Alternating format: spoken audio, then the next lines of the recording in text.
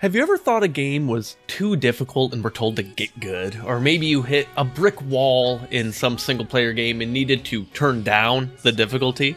Or perhaps, through hard work and dedication, or some supposedly latent talent, or even just sheer dumb luck, you found yourself to be much better than most people at a game and take pride in that. Well, guess what? Nobody cares! Okay, maybe I care, and that's why this video is as long as it is. I'm Exothermic, and if you're new here, I spent the entirety of 2024 making daily videos counting down my 366 favorite video games of all time, and while my channel was created in that space of ranking games, which I'll continue to do from time to time, including a quick ranking of Fire Emblem Three Houses nestled inside this video, I'm wanting to do more video essays, so the real debut of that is this. Video games aren't actually hard, but sometimes they're impossible. I'm here to break down the concept of difficulty in games and ultimately why differing perceptions of what that means can make discussion of games a challenge throughout the industry. We'll tackle examples across the breadth of gaming, exploring many genres and playstyles, so without delay, let's get into it.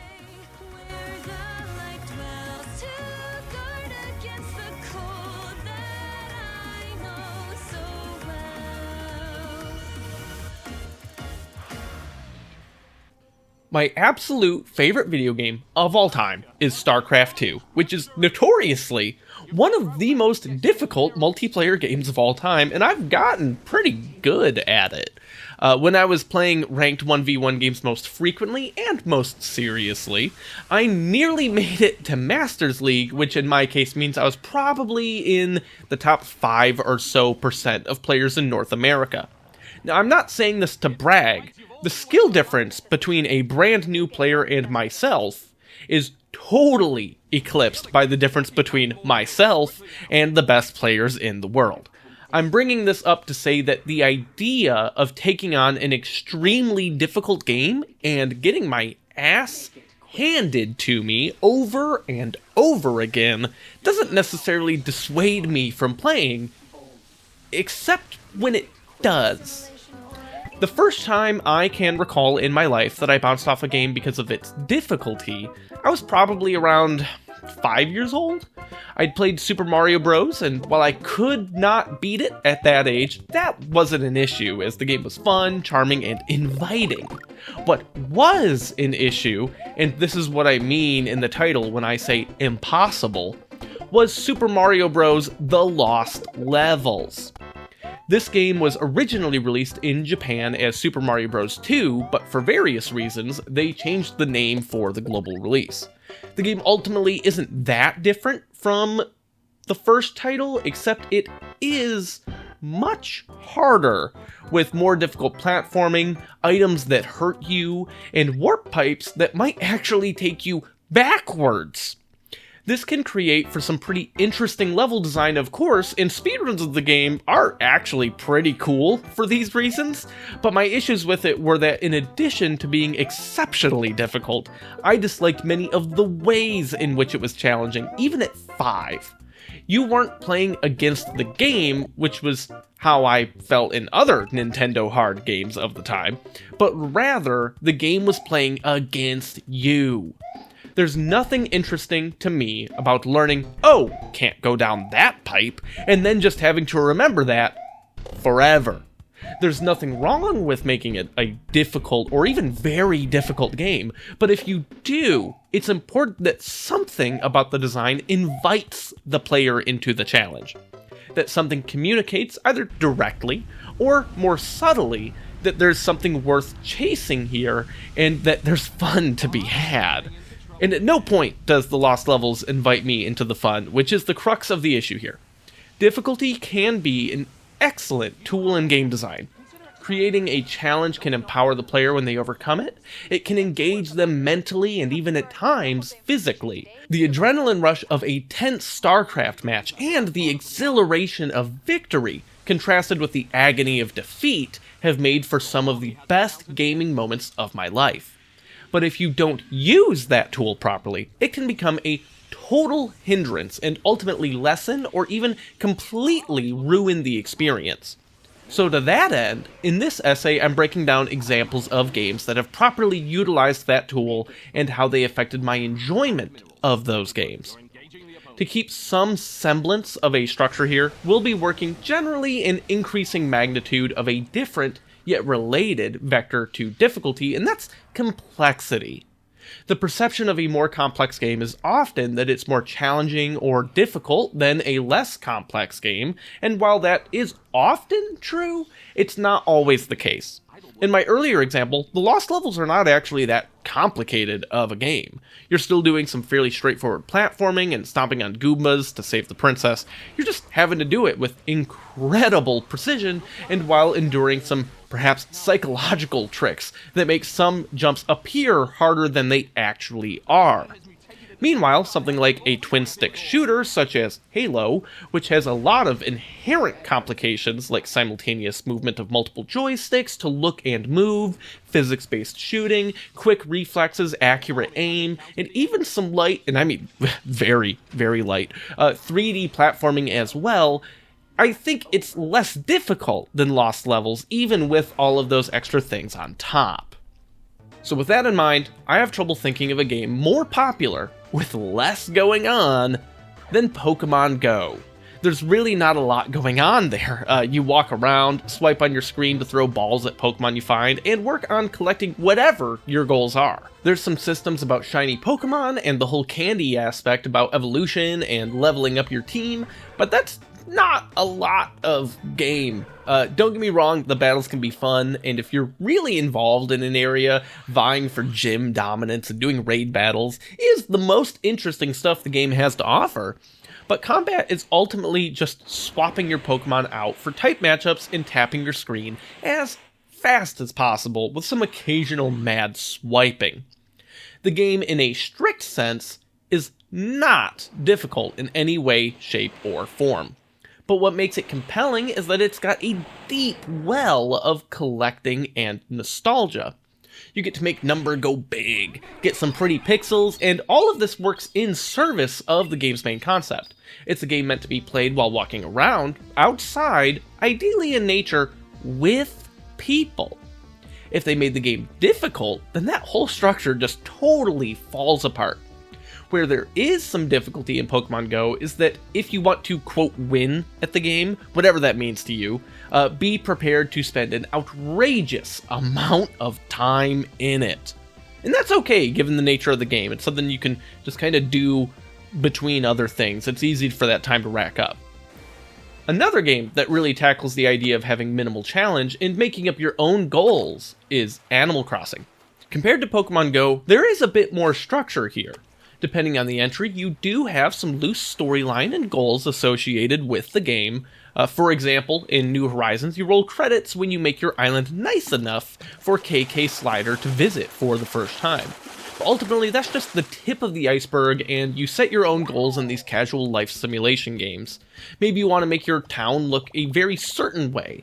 Maybe you want to make certain friends and have them live on your island. Maybe, like some sort of dragon, you want to hoard everything and complete the catalog and other collectible items.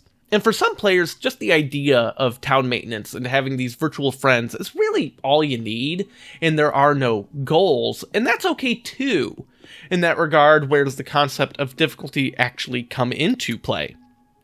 What tools could Animal Crossing possibly leverage to give a little challenge in a way that suits this wide array of players?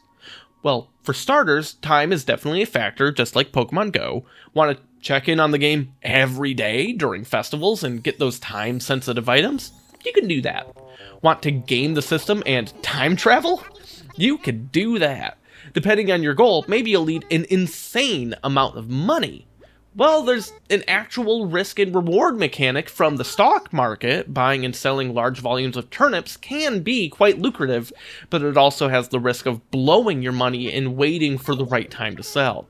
Unless, of course, you just hop over to someone else's island that you've never met before, but they posted on Facebook and in an afternoon make tens of millions of bells that have you set for basically the next year of playing the game like I did. Apparently, 300 actions per minute in StarCraft is fine, but waiting patiently for money in Animal Crossing is an insurmountable hurdle. But ultimately, the difficulty in Animal Crossing is actually, in my experience, creating your own personal goals. When you have so many things you can do, how do you decide what you actually care about and what will that look like?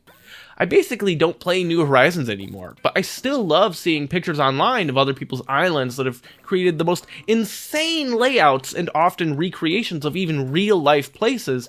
They're really cool, and there's no way I can do that. I'm actually, it's weird to say this, I'm bad at Animal Crossing. Sometimes the difficulty of a game doesn't come from the game's mechanics, but the way you interact with the game outside of them, and that exterior difficulty is one of the things that led me to rank To the Moon so highly last year. The game has virtually no game to speak of. You just find related objects and scenes and collect little orbs from them to advance the story. You just walk up to it, press button, get thing. That's really it.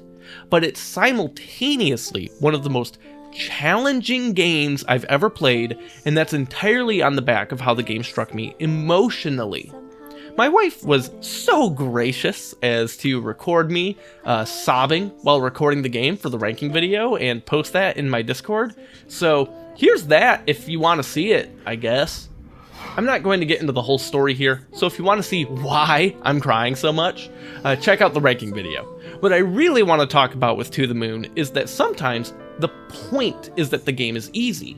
Sometimes in order to help players interact with the game on its own terms, in the way that the designers intend, difficulty is a tool to allow the player to focus on the right things, especially in regards to narrative. The entire purpose of the experience for To the Moon and its sequels is to experience the story in a gripping and engaging way, so adding a bunch of gamified elements and challenges would only serve to create friction against that purpose and perhaps take the player out of the story itself. Meanwhile, a game like Spec Ops: The Line, a first-person shooter about the horrors of war and the impossibility of some of the decisions people make in wartime, is similarly focused on the story, but you need the combat systems for first, enjoyment, I guess, but more importantly, because they help with the role you're playing. Having to make a decision about whether or not to shoot someone that might be innocent while surrounded by sequences of intense combat makes the decision feel much more painstaking. You can't just sit back and ponder this moral quandary, however, because inaction can, in this game at least, itself be an action and the game will move on without you. It takes the entire genre of military shooters and turns them on their head in an unforgettable way, and the mechanical difficulty of some segments of the game pairs perfectly with the difficulty of the emotional segments around them. However, as a quick counterpoint to myself regarding Spec Ops: The Line, the actual gunplay is a little clunky and not really the best, but it's at least serviceable. The clunky shooting is really the only reason, at all, that game is not in my top 100, because it makes some sections of the game a bit more frustrating than they otherwise should be, and this comes back to the inviting the player in, because if the gunplay was better and these sections were less frustrating, then I'd be able to focus more on the story element that is the actual, I think, supposed to be the point and fun of that game.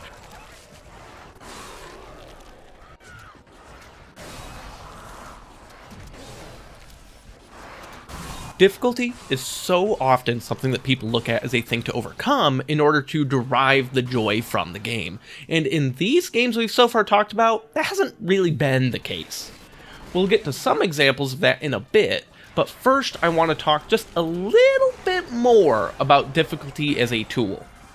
The Diablo franchise is known for creating and gearing out incredibly powerful characters. The whole point of those games is to be facing impossible odds and just absolutely demolish them anyways. It can be so fun to just revel in the carnage and destruction in your wake as you obliterate hordes and hordes of zombies and demons and skeletons and sometimes cows. To help sell the fantasy of how much you're doing, in the development of Diablo 3, they even hired a dedicated person to handle the physics of blood separate from all of their other fluid mechanics, so when you hit enemies so hard they explode, the splatter looks right. Yes, getting tons of crazy gear and building out your character is a blast, and the fight designs are engaging and the set pieces are very cool, but the most important thing that many Diablo games do is give you an enormous amount of options on difficulty. In Diablo 3, there's 20 difficulty settings, and this doesn't even get into the technically infinitely scaling greater rifts. This accomplishes two very important things. First, it keeps the carrot on the stick. If you don't have increasingly difficult enemies to overcome with increasingly exciting gear to obtain, the whole gameplay loop kind of falls apart and the games lose their iconic replayability. But critically, it also ensures the fantasy of the game never goes away. If everything's too easy, the hordes of demons become boring and uninteresting. And if everything's a bit too lethal, then you no longer feel powerful. The trick is to get it just right, where the player is having the time of their life against the armies of hell, and scalable challenge is the most crucial tool in Blizzard's arsenal to make sure that happens. In addition, all of the ways that you can customize your character makes for exciting solutions to the hurdles placed before you. Keeping with Diablo 3 as the example, as it's the Diablo game I've by far played the most of, not only can you pick up to 6 spells to have available at any given time, you can pick a rune for each one, and then with legendary equipment and set bonuses and the Heradric Cube and rerolling stats with the Enchanter, the options can feel pretty close to limitless. Sure, you've got to grind and unlock all of these things in the first place, so it's not like you can do all of the different strategies right away, but it does make for when you do get that last piece you needed for your set bonus and you're able to suddenly jump 10 more greater rift levels, that much more exciting. And then maybe you scale it back down and start working on a new strategy. Again, being able to work backwards is just as important as being able to make it harder. It's super great for Diablo to give you all of the options in the world, but I want to flip that around, as the last thing I want to mention regarding difficulty as a tool is a mantra developed and spread by one of my favorite game designers in the whole world, Mark Rosewater, the lead designer for Magic the Gathering for over 20 years. He maintains this concept that restrictions breed creativity. This applies easily in a trading card game like Magic, where maybe you don't have all of the cards you need for an optimal solution, so you have to just kind of figure something else out, which often leads to a unique challenge or even innovation in a deck or matchup, or maybe design-wise, the absolute perfect thing for your deck doesn't even exist all the time, so you need to weigh the pros and cons of other options and find what works best for you. Deck building is one of my favorite parts of TCGs and can often provide some unique and exciting challenges to work through. But that's far from the only place that this concept works.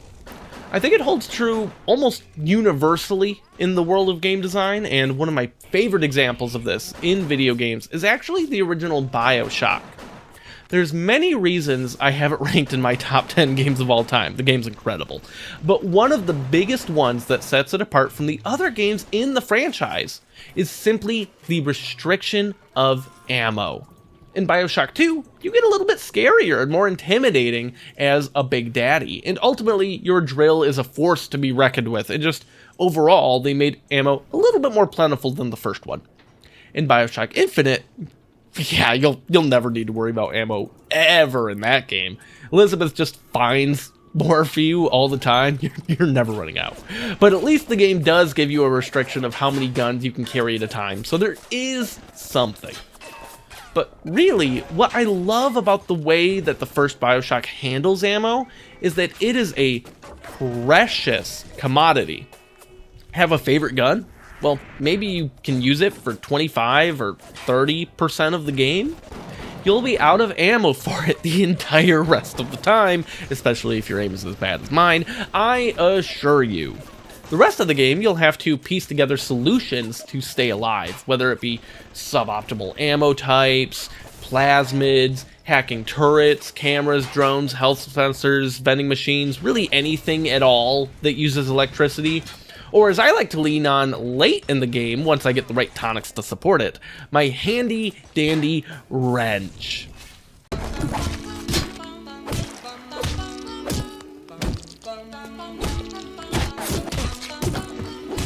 But the most genius thing that BioShock does is that you don't lose. Sure, you can die, but that's not actually a fail state in the traditional sense. You'll never get a game over screen, you'll just respawn at a Vita chamber after you've spent all of that ammo. But this gives connective tissue to what many people think of regarding difficulty in video games. Restrictions are so important because they strengthen the emotions you get from overcoming them. Surviving just barely against a big daddy while running on fumes and you've got like 4 pistol rounds and a wrench, 2 shotgun shells and a wrench, and like half a mana bar of plasmids and a wrench to your name is exhilarating. And that brings us to the broader discussion of when people are talking about difficulty in video games. There's a nugget of truth to the idea that sometimes to properly enjoy a game, you just have to kind of get good. The key thing here, however, is that good can be a pretty loose term. That's why many games have difficulty modes. Playing a first-person shooter on easy, where you're a fairly unstoppable juggernaut and most enemies die in a couple shots, is a pretty different experience than playing on the highest difficulty and you're made of paper fighting against an army of Boromirs who just won't quit. But many games, especially older games, don't really have these different settings. The game is just the game, but that doesn't have to mean you don't get control over the difficulty to ensure you get a proper challenge. Last year, in replaying and recording footage for my ranking videos, I played Final Fantasies 1 through 6 on the Pixel Remaster versions a whole lot. Amongst other reasons to love the Pixel Remasters, they came with a lot of quality of life benefits, like the ability to toggle random encounters on and off. When I joined Old Gamer's Almanac to talk about Final Fantasy VI celebrating its 30th anniversary, Hunter had remarked that the game's back half, while epic, didn't resonate quite as well with him as it did when he was younger, because the game can get quite easy due to all of the grinding as you run around the world, and the ability to make every character really good at everything, thanks to the Esper mechanics. And if you do all of the side quests and play the game as it was originally released, this is a very valid criticism. You get crazy powerful, and for the most part, the enemies do not. There's some long fights, but like against Kefka in the very end of the game, you get to make party after party, and just keep throwing characters at him if some actually manage to die, so it's still not, like, that hard. Unless you do what I did. I basically ran around without having random counters at all until the game got too hard. At that point, I'd turn on encounters and get to grinding, doing more of the exploration that the game originally intended. This has some pros and cons, however. On the one hand, parts of the game, especially in the earlier titles, are designed around the difficulty of navigating long dungeons amidst many fights, and this circumvents a good chunk of that. So depending on what you're looking to get out of these games, especially on your first playthrough, this might not be the way for you to go about it at all. On the other hand, it guarantees that every boss fight, which is what's, I think, actually important in those games, at least regarding the depths of the combat system, is engaging, and I'm meeting them at their level with a difficulty threshold that feels right for me. Like, I could get good and find some combo that cheeses fights, probably, but I'm not looking to find a sneaky way to beat Final Fantasies. I want to actually engage with the combat rather than, for example, have Kina in Final Fantasy IX learn a spell early on that if they use it at 1 HP, which you'll guarantee they have if you revive it with a Phoenix down, does the maximum amount of damage you can do with an attack in that game, thus trivializing pretty much 90% of the thing. But if you want to do that, there's plenty of guides on how to break the game with Live It Glove, and more power to ya. Ultimately, much of this boils down to how you, the player, want to engage with the game. Just because a game is trying to tell you it's hardcore, and you should be hardcore, doesn't mean you actually are required to be, especially with all of the things available to us in modern gaming. For example, Celeste is a very challenging game. It's a platformer with really precise jumps and movement, and every room can offer some intricate puzzles to solve as you figure out and learn how to maneuver through all of the obstacles and enemies. I adore Celeste, and wound up ranking it in my top 10 as one of the first games I covered after my original ranking project. However, I am not what I would ever describe as good at Celeste. In my initial playthrough of the game, I ignored about 90% of the optional challenges, collecting those sweet strawberries, and just tried to get through the actual levels themselves. I died, and I messaged a friend when I beat the game, so I know the number since the game tracks it. 1,638 times on that damn mountain before I got to the top. In 8 hours, I failed at Celeste 1,638 times. Now, I didn't wind up turning this on, but there's a setting in that game called Assist Mode. Let's say I wasn't so determined to beat the game legit. If I turn on Assist Mode, I get access to a ton of settings that let me basically mess with the game a whole lot. Want the game to run slower so I can react to things easier? That's an option. Want to make it so you can dash more times before you land? That's an option. Want to just be actually invincible? That's so totally an option. So there's loads you can do to make the game as accessible as it needs to be for you to still find some challenge, but actually be able to work your way up the mountain, and it's really great. But the biggest thing Celeste does that makes the difficulty of the game approachable is that every time you fail, you're not really far away. You respawn like right there. So it's pretty encouraging to not have to redo a bunch of other stuff and instead just take it one jump at a time and just go, okay, I have to make that jump. Or maybe a couple jumps, but the point is, you're not having to constantly retread stuff you've already conquered. Celeste's greatest accomplishment is taking something I'm not good at, that I generally find frustrating, and making it encouraging instead.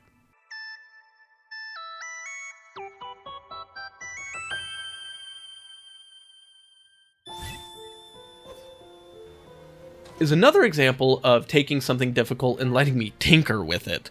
Fire Emblem Three Houses is a great game. It's only the second Fire Emblem game I've played, and there's like 15 years between those two games releasing. But the Three Houses adds a lot of options to help alleviate some of the friction of the franchise. For starters, there's multiple different difficulty settings you can adjust. You can change the difficulty of combat as a whole, but also separately, you can change whether or not your characters have permadeath. So I played through the game at the hard difficulty, but on casual, so I wouldn't have to worry about losing my teammates if I made some mistakes, but still had to actually pay attention and think about combat throughout the game. If I ever replay it, since it has a fairly large branching narrative that can change much of the back half of the game, depending on some of your decisions, I'll probably turn on the permadeath because I understand the game a lot better now, especially in its second way that it mitigates the punishment of mistakes. Have you ever played a tactical combat game and something says you have like a 95% chance to hit and you just totally miss like 3 times in a row? Don't you wish you could just undo that? Well, in Fire Emblem Three Houses you can. You have the Goddess of Time or something inside of you and can literally rewind combat a whole bunch of times in each mission. This gives room for experimentation, taking some risks, and allowing the game to throw tons of twists and turns at you, unafraid of how it may be brutally punishing to people that were unprepared for it on hardcore mode. This is one of the most intricate ways to control difficulty and keep the game engaging, even if you're looking for a more laid-back romp through political critique on caste systems, nobility, and religious rule through military might. But like relaxing, while having some seriously questionable relationships for being what's basically a high school teacher. Okay, actually, I really like the teacher stuff, and I love my kids, but not really in that way, because, again, it's weird. Watching them all grow up and mature as we change the world together was an unforgettable experience, and one of the real highlights of the game is all of the little scenes of each of my students interacting with one another and overcoming their generational trauma, anxiety, and other stuff. Like, do we really need to dwell on whose fathers killed each other when we could have tea instead? I'm keeping this little ranking segment very short, as I'll be a guest on Old Gamers Almanac again with Hunter to talk about this in our mini-season we're doing about Nintendo intellectual property, not actually developed by Nintendo, but to keep it as brief as possible. The overall story has some pretty great twists that I don't want to spoil for people in the middle of this video, and it's super worth playing at least one branching narrative, and Edelgard did nothing wrong, and you cannot change my mind. Oh, and the game is my new 76th favorite video game of all time. Some other nearby games are the first Mass Effect at 75, Pokemon Red and Blue at 71, and apparently I'm going to keep coming back to the Diablo 3 well, because that's number 81. You can find the full up-to-date list whenever it is you're watching this, linked in the description below, and I'll try to remember to also link the OGA episode down there once that's done too. Anyways, back to the difficulty thing. Celeste and Three Houses are some newer examples of flexibility to mitigate how punishing difficulty can be, but even old dogs can learn some new tricks. For example, my favorite way to play the NES Mario games nowadays is on the Switch. With the digital console versions there, I can basically replicate some of the features I was just talking about to scale the difficulty to whatever I'm comfortable with.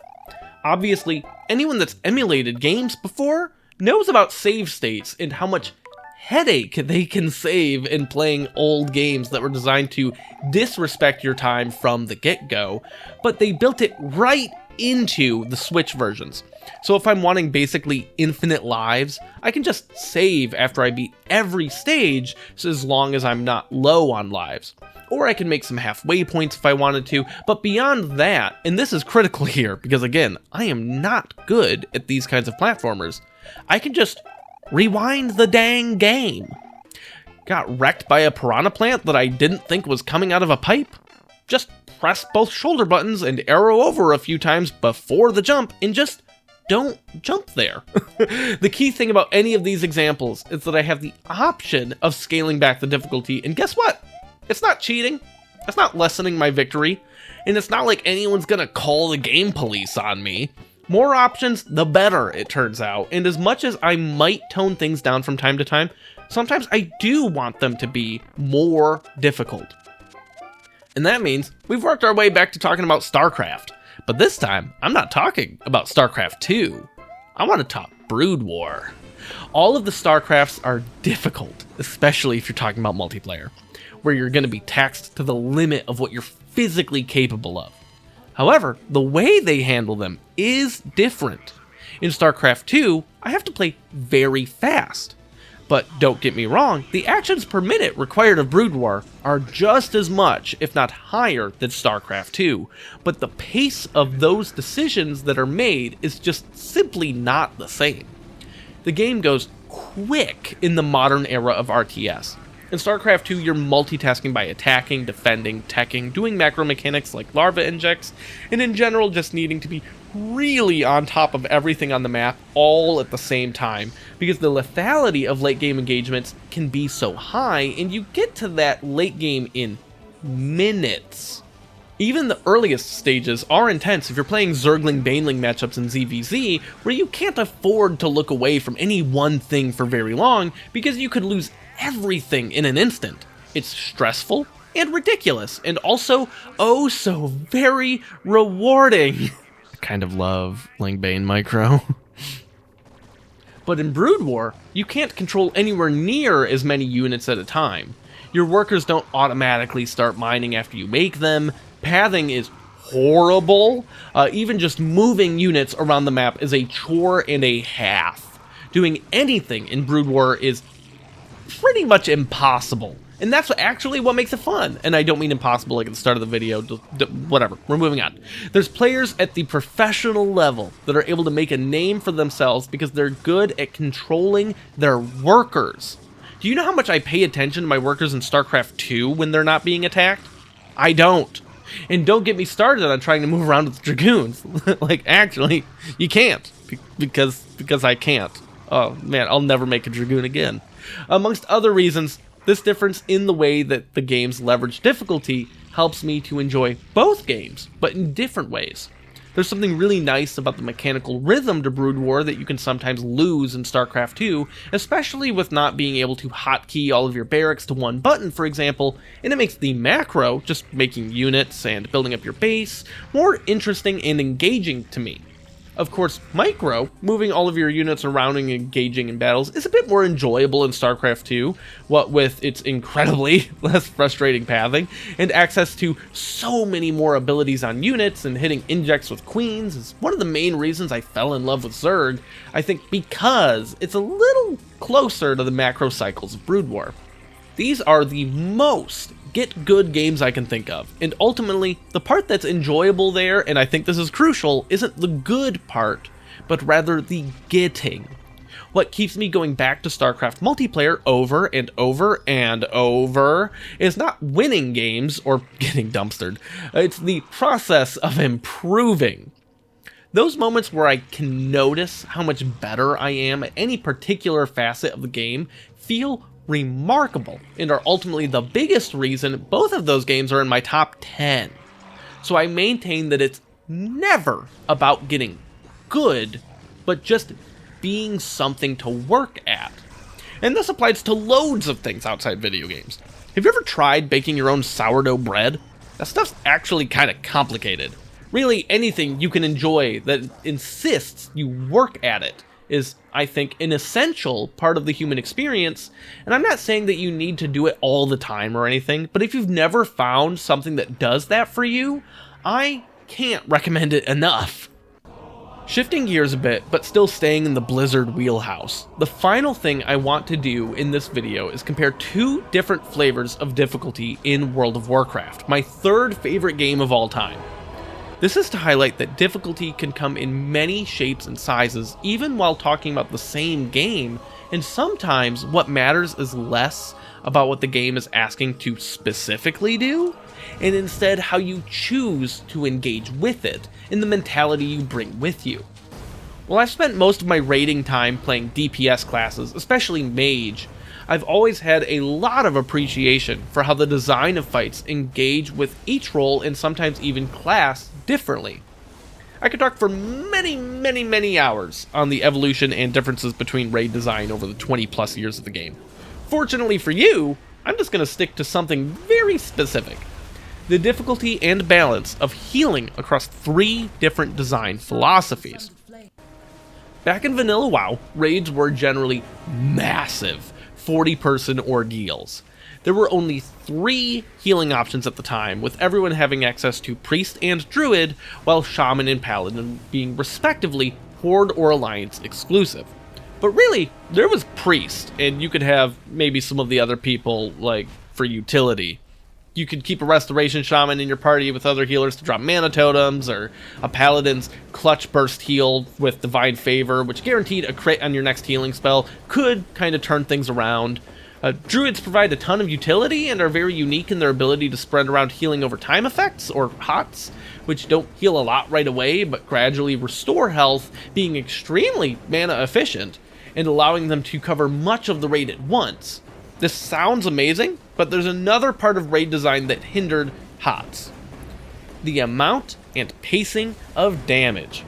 With some exceptions, most of the damage output from a raid, if things were going correctly at least, was put onto the tanks, and bosses hit hard. So healing design was largely about keeping the tanks topped off at all times, and then tossing heals to the rest of the group as you were able to, or especially needed to. The main reason that it was so important, especially at lower raid tiers like Molten Core or Blackwing Lair, is that raid bosses were technically much higher level than players, and to spare you all of the technical details, that meant they could do something called crushing blows. There used to be a mechanic in WoW where melee attacks could have varying rates of success. You could miss, you could hit, you could crit. Sure, those are simple. But you could have something between those called a glancing strike, and it did less damage than normal, but obviously it still hit. Or if the enemy is higher level than you, they could get a crushing blow on you, which did damage between a normal hit and a critical hit. The reason this is so important is that sometimes you'd get a string of attacks on a tank where they get hit by a crushing blow, then a crit, then another crushing blow, and even with all of the armor and health in the world, this would certifiably kill anyone in a matter of seconds. So you need to make sure the person getting smacked by a raid boss is at full health. And that can have a lot of difficulty at times when you're also keeping the rest of the raid alive, and there's only so much healing to go around. There's a lot of coordination that has to go on across healers, and assigned roles dedicated to specific people, and especially once you get into Naxxramas, the last and hardest and coolest raid of vanilla WoW, where you have fights like Sapphiron, who radiates constant ice damage to the entire raid, things can get pretty intense. And overcoming that challenge feels great. However, failing that challenge because your tank got crushing blows and crits back to back feels awful, and largely outside of your control. So in the Burning Crusade and Wrath of the Lich King expansions, Blizzard made sure to make gear meant clearly for endgame tanks that gave additional defense rating, which if stacked to a high enough number made it so you can't be hit by crushing blows or crits. This radically changed the pressure put on healers, which generally allowed for more interesting raid design, and for non-tank members of the raid to be more involved in damage avoidance. There were a lot more mechanics, like fire on the ground, and like the aforementioned Sapphiron fight, where the whole raid is sharing the burden of taking damage in order to put pressure on healers. On top of that, healers were given new spells that allowed them to more reasonably heal large amounts of people at once, though raid sizes did shrink from the enormity of 40 people to generally 25 or later 10 if you wanted, and then much later lots of numbers, including totally flexible scaling to pretty much anything within a range, at least on some difficulty options, but we can ignore all of that for today. For example, Shamans gained Chain Heal, which bounces across several raid party members, doing less healing to each subsequent target as it bounces around, and Priest got Circle of Healing, which puts a circle on the ground that does exactly what it sounds like. I feel like healing in WoW peaked in Wrath of the Lich King because each class basically specialized in one area, but would sometimes have to pick up the slack. Paladins were the best single target healers, and by a large margin, but were generally poor at covering large groups. Druids could keep a blanket of hots on the entire raid, which definitely adds up. Priests had the best flexibility, and their shield abilities could uniquely prevent damage before it even happened, and Shamans provided the most utility, while also having respectable tank and group healing. Now, the cool thing about all of these unique rules for each class meant that you could experience fights pretty differently depending on your exact setup, and the challenge you were facing as a group could vary quite a bit depending on what you were able to bring. In a setting where the entire point of the game is overcoming immense obstacles as a group with your friends through intense cooperation, it makes the outcome feel more personally tailored to your performance. All of my favorite fights in WoW, even as a damage dealer, are ones where I had a special job, whether it be mechanical, like doing Star Fox against Elisrazor in the Firelands, or even something almost entirely outside the game, like just being the guy to closely watch a timer and call out for people to move from Defile against the Lich King over our voice chat. Having these specializations in healing allow for raid designs to do many cool things, moving parts that all work together and create this ebb and flow of difficulty where you need to lean on different individual people, and that's the crux of the best parts of MMO raiding, in my opinion. But with all things in WoW, time goes on and the game changes. The last part I'm going to spend on WoW is about how things changed in Cataclysm, which is pretty damn close to being World of Warcraft 2. Pretty much everything changed about the game, from the destruction of much of the world, to design philosophy, all the way down to the character models. In regards to raid design, tanking became much more about cooldown management and something Blizzard dubbed active mitigation, meaning your abilities are what's doing a lot of the work for you, rather than just having tons of armor and health and stuff, making the work put in by tanks be much more about staying alive, rather than keeping threat. Overall, I think this made tanking a much more exciting role to fill, and was a great change.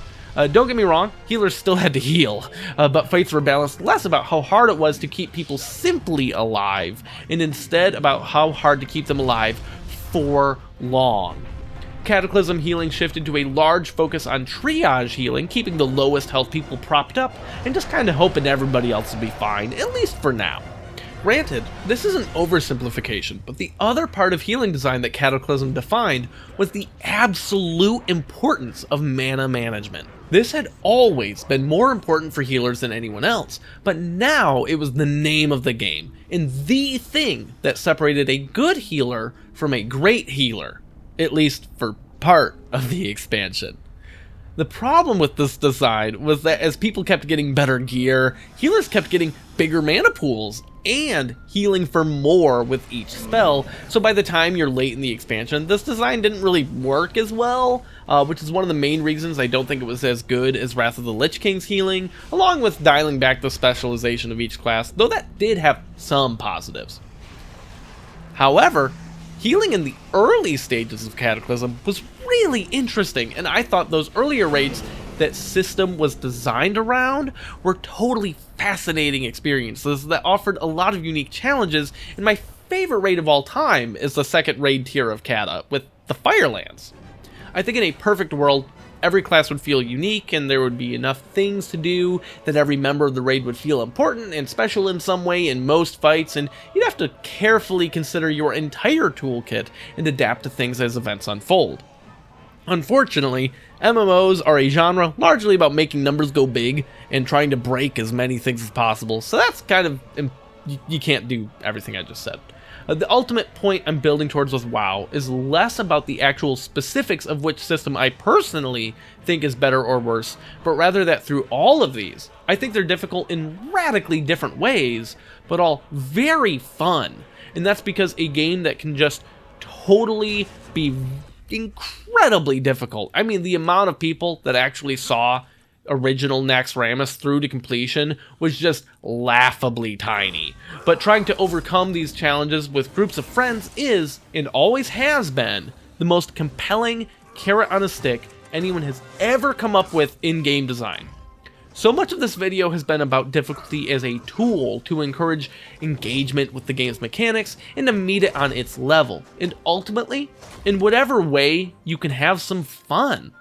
And whether that means grinding your opponents to dust in a competitive environment, learning the movements and patterns of a robust platformer, creating the perfect island, or just getting really into the character of a role-playing game as you save the world, sometimes the most fun you can have is just dying for the 100th time because your friend did something very stupid, and then laughing about it.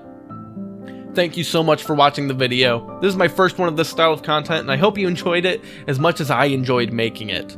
I want to really quick thank all of my Patreon members who have been so incredible to me despite the slower pace of content releases. So thanks to Andy, Tyler, Evan, Marie, Charles, Matt, Hunter, Okami, Magnanimous, NPC Aaron, Aptronymic, Luna, Failtech, and Dead Bob. This is for you.